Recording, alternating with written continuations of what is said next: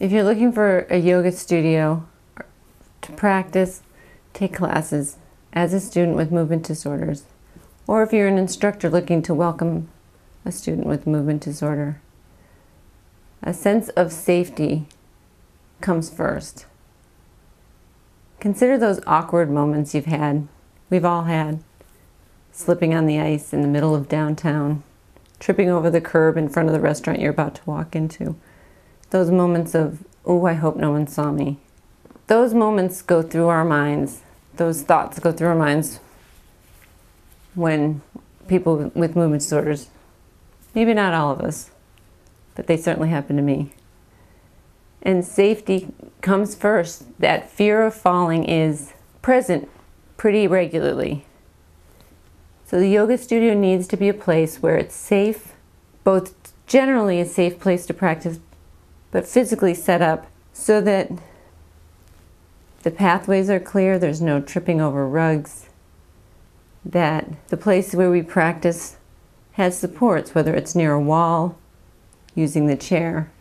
This isn't the bucolic beach scene that we often see practicing yoga. Beach is uneven.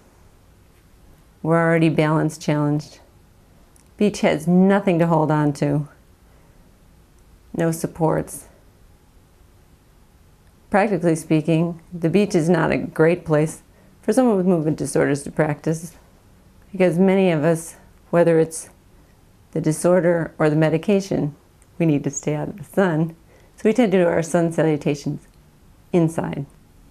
So considering the practical as opposed to that bucolic, you want a place that's safe to practice where we're not, that fear of falling is not ever present.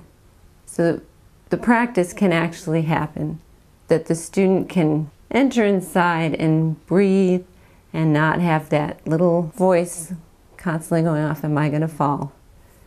And that can be done, again, with clear pathways between the entryway and the studio, chairs for support, practicing near the wall.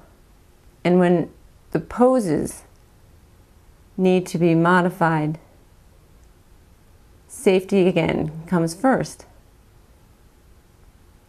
Whether it's a seated pose or a standing pose, consider not the full expression of the pose, consider what the pose does.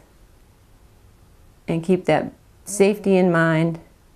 Let there be balance and supports, whether it's shoes, whether it's the chair, whether it's a wall, blocks, any assorted supports so that fear of falling is removed and the student can enter into their practice.